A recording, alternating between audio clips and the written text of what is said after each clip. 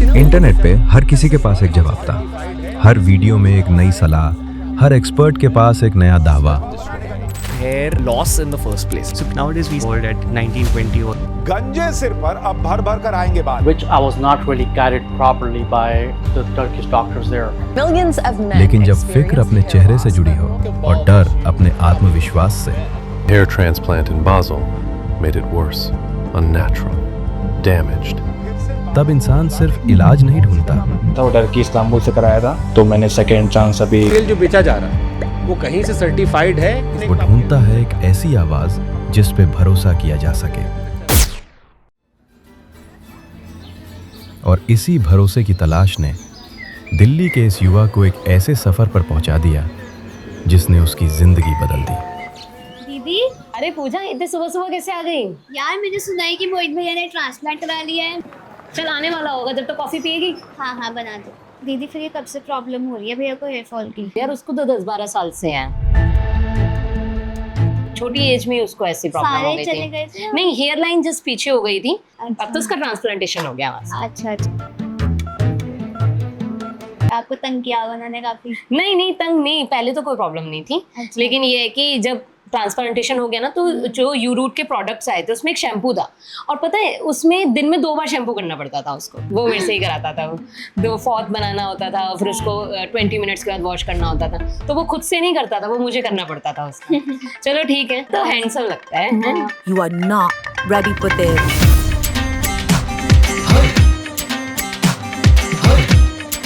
बचपन से ही मेरा था, मुझे पैशन था टीचर बनने का।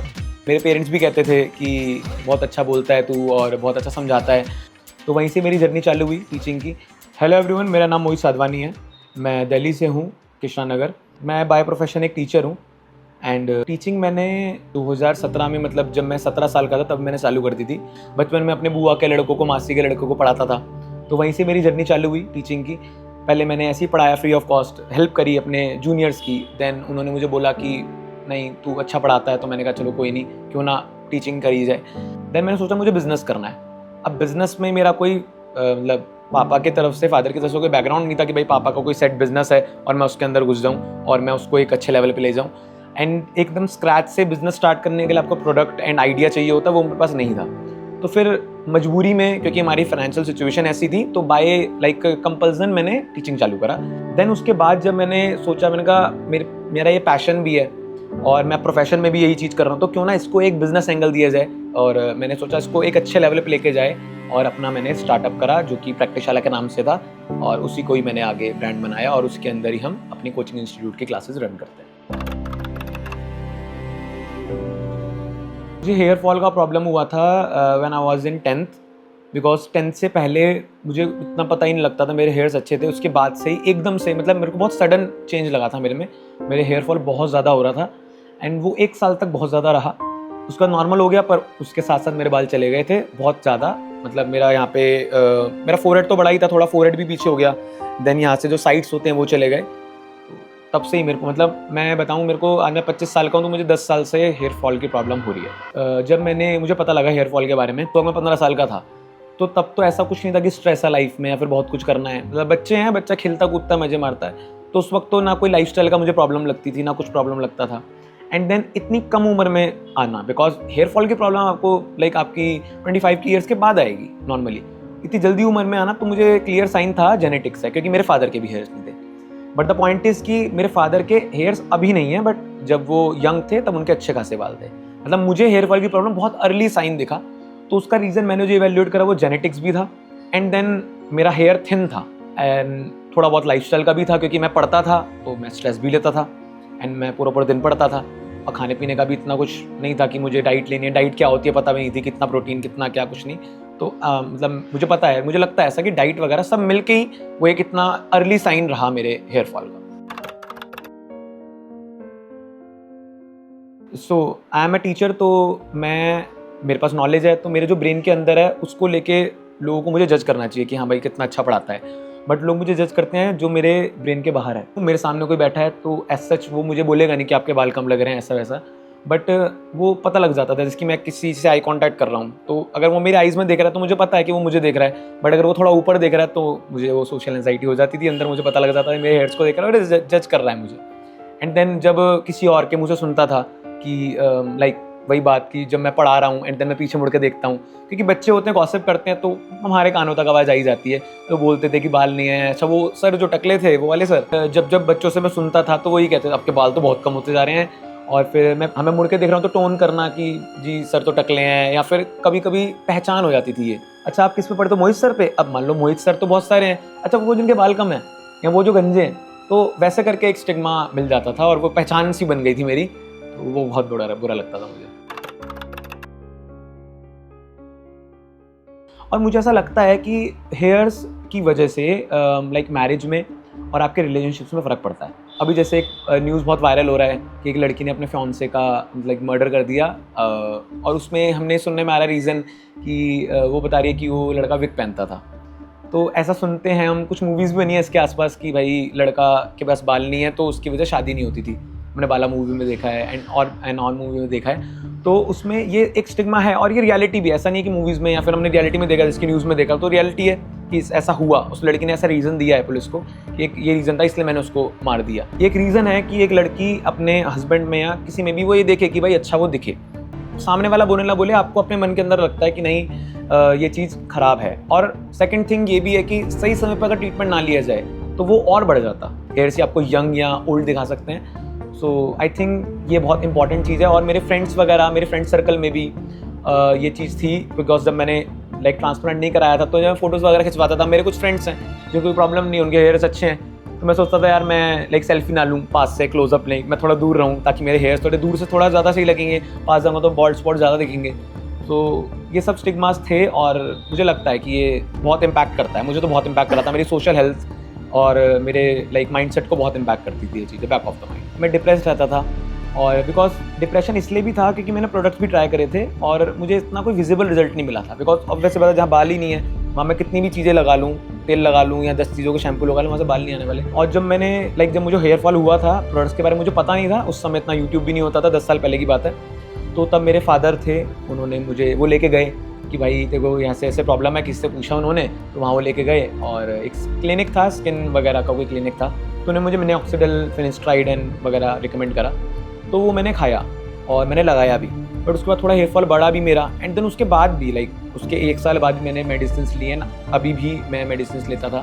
तो इतना ज़्यादा मेडिसिन के सोली रिलाई करके हम नहीं इतना रिजल्ट्स पा सकते, बिकॉज मेरा हेयर फॉल नहीं था, मेरा हेयर जा चुका था। एक होता है हेयर फॉल होना, तो बीच बीच से हेयर फॉल हो रहा है, वो ऐसी स्टेज पे आ गया था जिसमें मतलब एक बात बताऊँ ना, जहाँ से हेयर चले ही गए पूरा, वहाँ पे जड़ें ही नहीं है, आपकी जड़ें वीक हो गई, आपने ऑयल लगाया आपकी जड़ें अच्छी हो जाएंगी, जहाँ पे जड़ें है ही नहीं तो वहाँ पे तो आपको ऑब्वियसली बात, आप मिनोक्सिडिल लगा लो, आप कुछ भी कोई भी तेल लगा लो, वो वापस नहीं आ सकते। तो वो डिप्रेशन और वो अकेलापन नेक्स्ट लेवल। अच्छा ये आप किसी को बता भी नहीं सकते हो, क्योंकि फ्रेंड्स को बताओगे वो तो मजाक ही उड़ाएंगे, मान लो अपने पेरेंट्स को बताया जो आपसे बहुत प्यार करते हैं, बोलेंगे कुछ नहीं है तो बहुत अच्छा लगता है। तो लाइक जो आप फील कर पा रहे हो एक्चुअली में, वो आपको कोई ना समझ पा रहा है और ना आपको कोई समझा पा रहा है एक्चुअल सॉल्यूशन क्या है, और आप बात करना भी नहीं चाह रहे हो उसके बारे में, बिकॉज आप चाहते हो कि जितनी भी सोशल सेटिंग्स हमारी हैं उसमें कम से कम बात हो उसके बारे में, तो आप खुद नहीं चाहते टॉपिक उठे। जब मेरे को ट्रांसप्लांट का हुआ तो लाइक मेरे पास तो था कि मुझे रिसर्च करनी है, मैं लाइक उसका कीड़ा हूँ कि मुझे कोई भी चीज़ पता लग जाए तो मैं उसके अंदर घुस जाता हूँ। तो मैंने फिर स्टार्ट करा रिसर्च करना।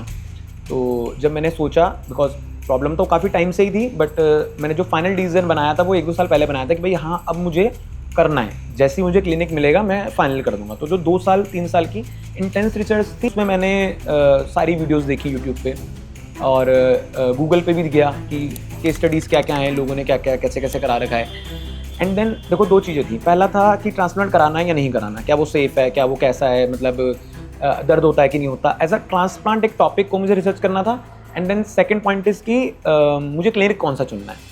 सो ये दोनों पॉइंट के लिए मैंने रिसर्च इंटेंस करा था। तो मुझे क्लियर था कि मुझे मेडिसिन या कोई भी जो ट्रीटमेंट होता है, मैं ए से जेड सबकी बात कर रहा हूँ, जितनी भी कंपनीज है, जितनी भी चीज़ें जो ट्रांसप्लांट से अलग हमें प्रोडक्ट लगाने के लिए देते हैं, जो कॉस्मेटिक चीज़ होती है लगा रहे हो आप या कोई मेडिसिन खा रहे हो, वो सबसे तो मैं ये तो पक्का था मेरे को कि मैं उन सबसे तो मेरा इलाज नहीं हो सकता, क्योंकि बस मेरे को हेयर फॉल ज़्यादा था, और मेरे को पूरे बाल्ड स्पॉट मेरे दिखते थे, मुझे ढक के रखना पड़ता था, इतने लेवल का मेरे को हेयर फॉल था। बहुत सारी टेक्निक्स भी हैं, मैं देखता हूँ क्लिनिक्स में, जैसे कि जिसमें मैंने कराया QHT टेक्निक थी और बहुत सारी अलग अलग टेक्निक्स हैं। तो मुझे था कि मैं ऐसी टेक्निक पे जाऊँ जिससे मुझे कम से कम पेन हो एंड मुझे अच्छे से अच्छे फॉलोअप मिले। और बिकॉज चीज़ ऐसी है, अब मैंने करा लिया तो मुझे लगता है नहीं है कि इतनी बड़ी थी, बट जब मैं उस समय का माइंडसेट देखूँ तो मुझे बहुत डर लगता था बिकॉज मैंने नहीं कराया था। और सच्ची बताऊँ, मेरे पास ऐसा कोई पर्सन नहीं था साथ में जो मुझे बता पाए कि भाई मेरा कोई लाइक पड़ोसी हो या फिर मेरा कोई दीदी भैया हो, भाई उसने कराया है तो मुझे कॉन्फिडेंस मिल जाएगा। मेरे आसपास नहीं था कोई।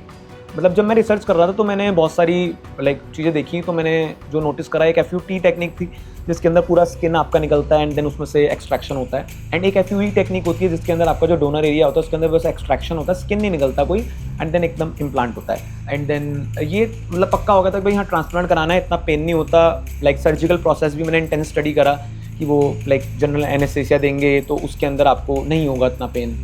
एंड देन उसके बाद भी इतना केयर, बहुत ये भी था कि केयर करना है नहीं करना आफ्टर, मतलब इस सेट तक बहुत सारे सवाल थे। मैंने रिसर्च में सारे सवालों के अपने आप को समझाया, अपने आप को कूल डाउन करा, बिकॉज अगर मैं कोई भी चीज़ के लिए जा रहा हूँ तो मेरा माइंड में अगर डाउट्स बहुत सारे होंगे तो मैं उस चीज़ का रिजल्ट नहीं ले पाऊंगा, तो मेरा माइंड ही कूल डाउन नहीं होगा।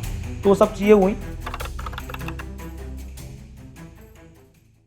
देन पॉइंट नेक्स्ट आया कि मुझे कहाँ से कराना है। अब ट्रांसप्लांट कराना है, टेक्निक्स से कराना है, FUE से कराना है, मुझे ये पता लग गया था, पर कहाँ से कराना है। बिकॉज अब यहाँ पे एक बहुत मेजर इशू आता है ट्रांसप्लांट को लेके कि क्लिनिक कौन सा चुने। बिकॉज अब मुझे नहीं लगता, हाँ 4-5 साल पहले हो सकता है लोग ट्रांसप्लांट को लेकर डरते हो, बड़ा कॉमन हो चुका है तो लोग डरते तो नहीं है, बट अभी भी एक जो बहुत बड़ा प्रॉब्लम है वो है अच्छा क्लिनिक चुनना, कि एक अच्छा क्लिनिक हम कैसे चुने। बिकॉज बहुत सारी एड्स चल रही हैं इंस्टाग्राम पे। बिकॉज जब मैं रिसर्च कर रहा था ना तो होता है वो एल्गोरिथम का कि मुझे बार बार एड्स दिखा रहा है, तो मैं बहुत सारी एड्स देखता था। एक तो क्लिनिक था वो 1 रुपये में ट्रांसप्लांट कर रहे हैं जी, वो किस्तें बना रहे हैं, तो वो फिर मैंने देखा। फिर एक था कि जो बहुत ज़्यादा एक्सपेंसिव, जिसमें लाइक सेलिब्रिटीज़ ने ट्रांसप्लांट करा रखा है। अब भाई एक कॉस्ट फैक्टर भी होता है एक पर्सन के पास। फिर एक था कि बहुत सस्ता।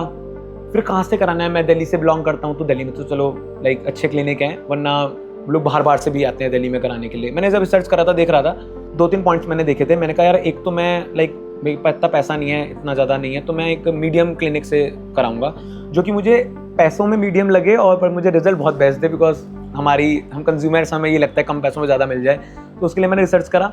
तो फिर मैं मुझे मिला QHT। एक्चुअली QHT के बारे में मेरा एक स्टूडेंट था, बिकॉज एज यू नो कि मैं टीचर्स के साथ, पेरेंट्स के साथ, स्टूडेंट्स के साथ मैं एक सोशल लाइफ जीता हूँ, तो और मुझे वहाँ से मिलता भी है कि ऐसा है वैसा है, बाल नहीं है। तो एक स्टूडेंट ने मुझे रिकमेंड करा कि उसके किसी लाइक मामा ने ट्रांसप्लांट कराया था QHT से, तो वहाँ से रेफरेंस मिला। फिर मैंने ऑनलाइन देख रहा था तो भी मुझे QHT का मिला रेफरेंस ऐसे मिला, कोई टेस्टिमनी मैंने देखी तो उन्होंने वहाँ से QHT ट्रांसप्लांट कराया था, उन्होंने मंथ ऑन मंथ की जर्नी बता रखी थी अपनी। तो वहाँ से मुझे मतलब एक होता है ना, देखो एड्स चल जाना, कभी कभी जब एड्स आती है तो आपको लगता है कि यार नहीं एड्स आई नहीं तो मैं यहाँ नहीं जाऊँगा। मेरे पास एड्स ऐसा सच नहीं आई थी QHT की ज़्यादा, वो बाद में आई थी जब मैंने QHT कीवर्ड्स डालने चालू कर दिए गूगल पे। बट उससे पहले जो मैं गया एक्चुअली में QHT के लिए, वो एक तो रिकमेंडेशन फ्रॉम माई स्टूडेंट कि उसके मामा ने कराया था, एंड देन सेकंड रिकमेंडेशन जब मैं रिसर्च करा था उसके अंदर ही मुझे एक वीडियो मिला जिसके अंदर उस एक पर्सन ने QHT से ट्रांसप्लांट करा रखा था। तो मैंने सोच लिया, फिर मैंने कहा यार QHT के बारे में मैं सुन रहा हूँ, दोनों तरफ से सुना है, लाइक ऑफलाइन भी और ऑनलाइन भी, तो एक तो हो गया कि टिक पॉइंट है भाई जाना तो है ही। बट तब भी मैंने फाइनल डिसीजन नहीं बनाया था कि मुझे QHT से कराना है। सारी चीज़ें क्लियर तो हो गई थी कि भाई प्राइस पॉइंट भी अच्छा लगा मुझे, सर्विस भी अच्छी लगी, मैंने वहाँ के कॉलिंग पे बात भी करी, सब मुझे समझ में आया कि हेडवार में उनका मेन ऑफिस है। मैंने फिर QHT के बारे में भी इंटेंस रिसर्च करी थी कि बैकग्राउंड क्या है, कहाँ पे मेन ऑफिस है, किसने कराया है। कुछ सेलिब्रिटीज़ ने भी करा रखा है QHT से। और मतलब लाइक मैं बता रहा हूँ ना, मुझे बेस्ट चीज़ चाहिए थी, तो बेस्ट कब मिलती है जब हमने देखा भाई सेलिब्रिटी ने करा रखा है, तो वो भी मिल गया मुझे।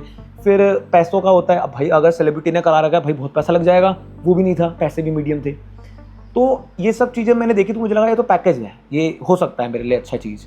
फिर मैंने तब डिसीजन नहीं बनाया, मैंने कहा एक बार विजिट करता हूँ। तो मैंने, मेरे भैया हैं उनको भी हेयर प्रॉब्लम था, तो मैंने कहा भैया आप भी चलो, दोनों साथ में ला के वो लेते हैं।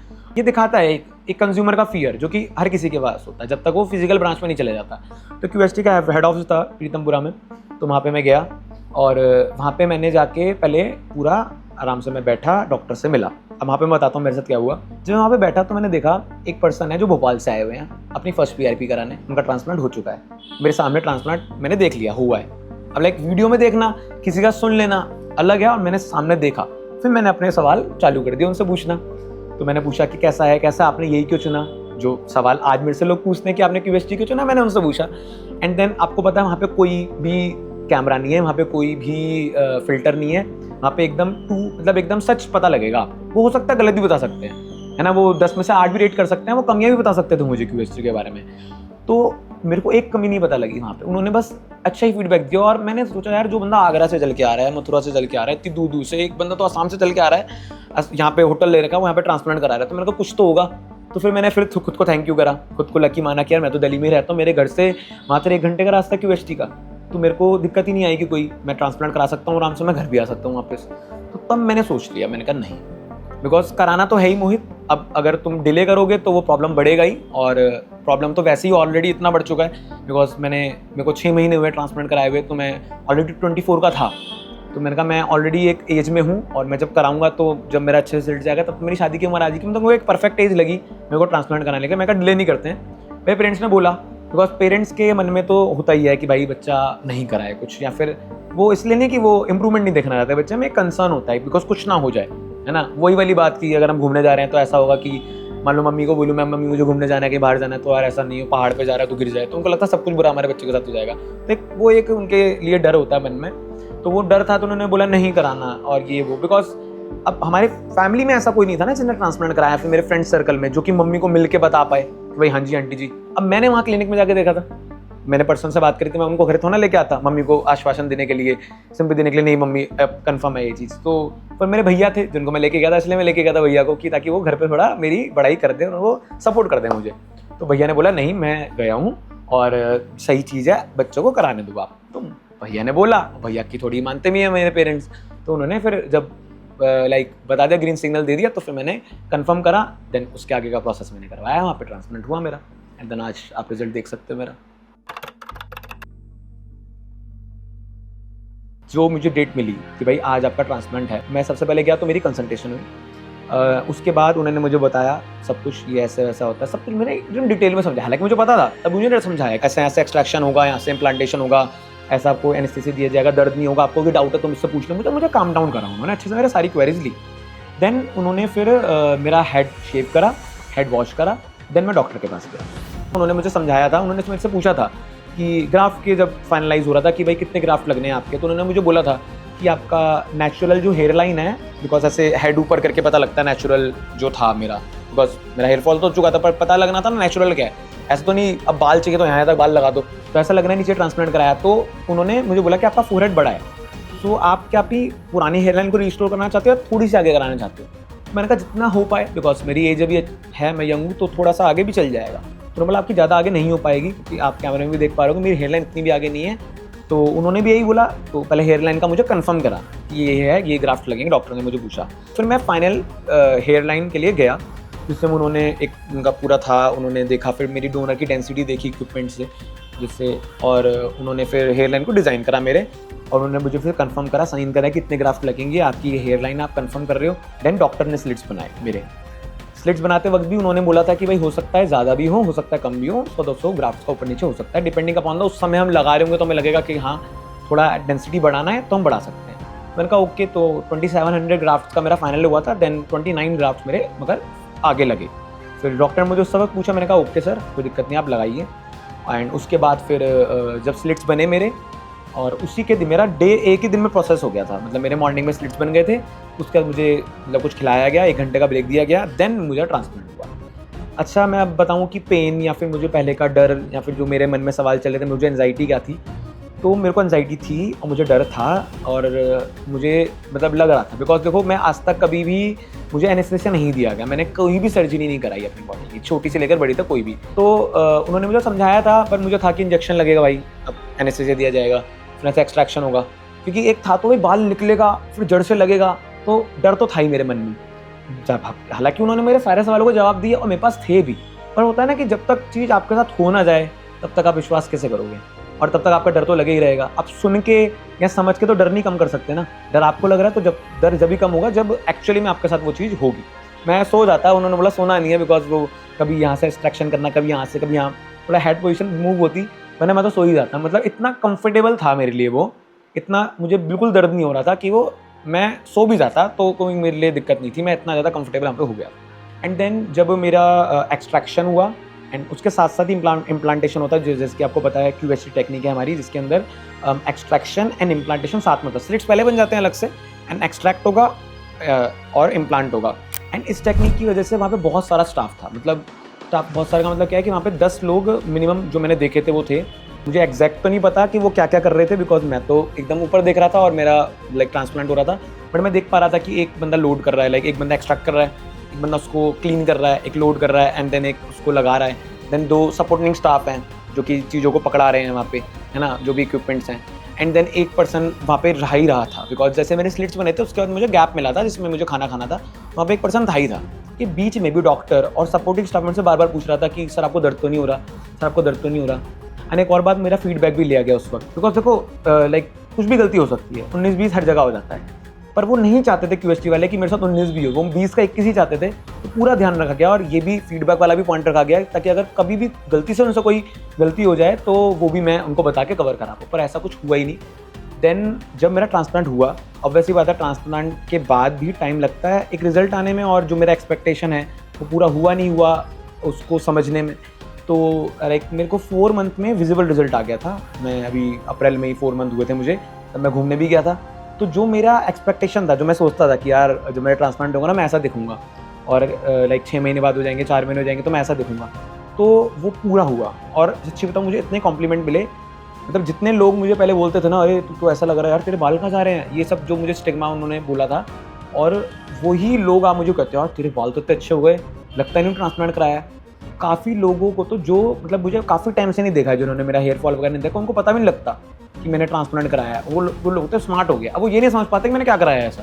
मतलब इतना ज़्यादा नेचुरल और इतना ज़्यादा सारी चीज़ें स्मूथ रही कि जो मेरी एक्सपेक्टेशन थी उससे कहीं गुना ज़्यादा मेरा रियलिटी अच्छा रहा। जब हेयर फॉल होता है ना, जब हेयर फॉल के आपको कोई भी प्रॉब्लम होती है, आप लोगों को बोलते तो बड़े सजेशंस आते हैं, ठीक है, आप अपने अपने लेवल पे जो सजेशन देता है, कोई कहता है भाई प्याज का रस लगा ले, कोई कहता है शैम्पू लगा ले। अच्छा, हमारी एड्स वगैरह में भी या फिर हमारे आप सोशल मीडिया में भी सब चलता रहता है कि फलाना कोई कंपनी आई है, ये प्रोडक्ट है, ये है, इसमें ये है, पता नहीं कितनी चीज़ें, ये बायोटिन है, इसमें ये गमीज़ हैं, ये पता नहीं A से Z तक बतेरी चीज़ें, मतलब होममेड से लेकर एक अच्छे प्रोडक्ट्स तक मुझे सब रिकमेंड करा गया। शैम्पू से लेकर तेल से लेकर गमीज़ तक मुझे सब रिकमेंड करा गया। और मैं ये नहीं बोलूँगा मैंने करा, बिकॉज कहते हैं ना कि भाई अब जब लोग इतना बोल रहे हो तो डर आपके अंदर है ही, और जो भी कुछ बोल रहा था यार ये भी कर ले, तो बोलता भाई ये नई चीज़ आई है, ये भाई पक्का आई, देख किसके बाल आ गए इससे, वो आए पता नहीं किसके हैं, पता नहीं लगा, वो जिस बंदे के आए वो आज तक सामने नहीं आया है, पर किसी के तो आए हैं, हवा में तो यही बात है।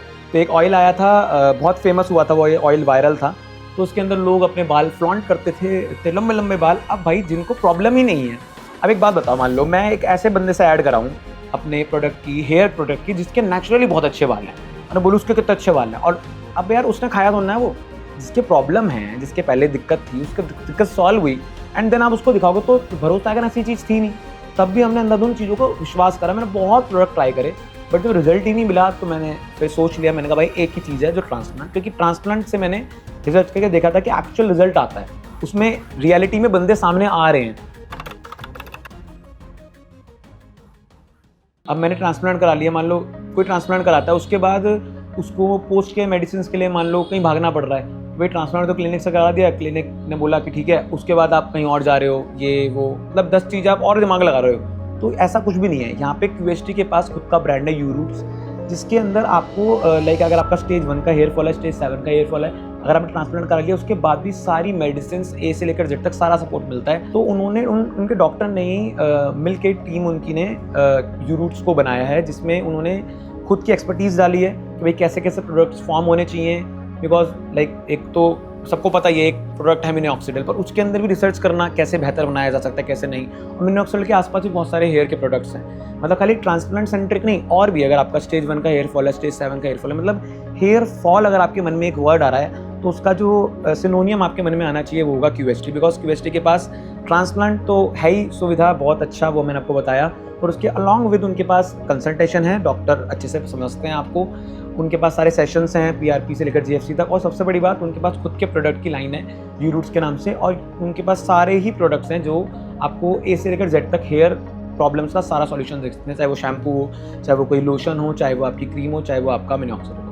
यूरूट्स by QST clinic is the one stop solution for all the hair problems, और मुझे लगता है इसके बाद आपको कहीं जाने की ज़रूरत नहीं है।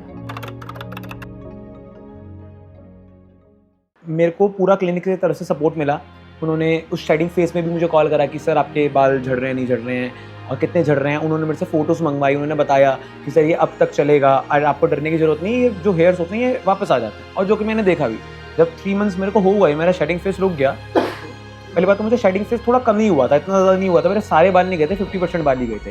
एंड देन उसके बाद डर तो था, देखो भले ही क्लिनिक वाले बोल रहे हैं, सब बोल रहे हैं कि ये बाल वापस आ जाएंगे, और मैंने इतनी चीज़ों करके लगवाए हैं और वो बाल चले गए, तो थोड़ा डर लग रहा था। बट 3 मंथ्स के बाद मेरे हेयर्स मेरे को वापस दिखने लगे, और 4 मंथ्स के बाद तो मेरे को पता ही नहीं लगा भाई बाल गए भी थे, मुझे लग रहा था नेचुरली है। इतना अच्छा रिजल्ट आया, और लाइक शेडिंग फेस को लेके फिर कोई डाउट ही नहीं था मेरे को। ट्रांसप्लांट के बाद मेरी लाइफ में बहुत चेंज आया। अब जिसकी पहले लोग मुझे चिढ़ाते थे, जैसे मेरे स्टूडेंट चिढ़ाते थे मुझे, यार वो तो टकले सर हैं, या फिर कोई मुझे पहचानता था तो अरे वो सर मोहित सर जिनके बाल नहीं है। मैं यहाँ पे 6 साल से हूँ। पहले मैं सर को अपने बालों से चिढ़ाता था, अब सर मुझे अपने बालों से चिढ़ाते हैं। एंड देन फ्रेंड्स में भी, अब फ्रेंड्स में तो आपको पता है बहुत वो खींचते हैं टांग कि भाई जो भी आपकी सोशल स्टिग्मा है उसको लेके, या जो आपके मन में है उसको लेके, भाई तेरे तो बाल नहीं है, या फिर हम जा रहे हैं वो फोटो में आगे बताया यार तेरे तो बाल नहीं, पीछे जा पीछे जा। तो ऐसे करके वो मजाक में जाके बोल देते थे, आपको पता ही है हम दिल में बात लगा लेते हैं, तो वो दिल में था। बट जब मेरा ट्रांसप्लांट हुआ उसके बाद मैं एक बहुत लाइक एक इंसिडेंट शेयर करूँगा। मतलब मेरे एक आदत थी कि मैं ना अपने हेयर को ढक के रखता था, लाइक मैं स्कूटी चला रहा हूँ ढक के रखूँगा, बिकॉज अब मेरे हेयर मैं लंबे करके आके छुपा लेता था अपने बॉल्ड स्पॉट्स को। अब मैं जब स्कूटी चला रहा हूँ, हवा चल रही है तो उड़ेगा तो मेरे बॉल्ड स्पॉट दिखेंगे और मुझे ज़्यादा डर लगेगा, मुझे लगेगा कोई देख रहा है मुझे। तो मैं कैप लगा के रखता था, या फिर मैं एक हैंकी लगा के रखता था। अब मैं जब स्कूटी चला रहा हूँ मुझे कोई दिक्कत ही नहीं है, मैं आराम से स्कूटी चला रहा हूँ, मेरे बाल उड़ रहे हैं, मस्त देख रहा हूँ मैं, और कोई देख भी रहा है मुझे तो मैं मस्त, मतलब एक अलग ही कॉन्फिडेंस है मेरे मन में। अब आइडेंटिटी वो टकला हुआ हट गया है और मोहित सर आ गया। अरे वो स्मार्ट से मोहित सर जो है ना, जो अच्छे लगते हैं बहुत।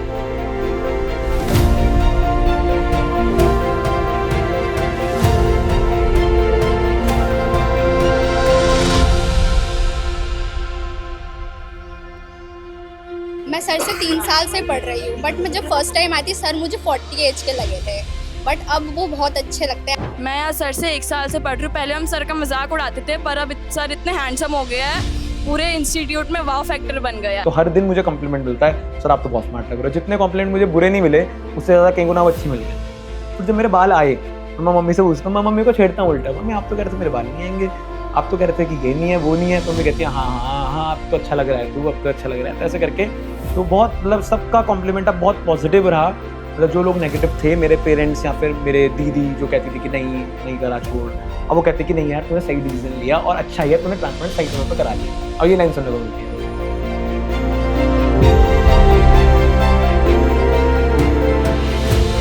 लोग कहते हैं QHT में सेलिब्रिटीज ट्रांसप्लांट कराने आते हैं, बट मुझे लग रहा है कि मैं ही अब सेलिब्रिटी हूँ, मुझे वो वाली वाइब आ रही है। QHT ने तो मुझे एक सेलिब्रिटी बना दिया और मुझे बहुत अच्छा लग रहा है इतने अच्छे से कमेंट सुन के।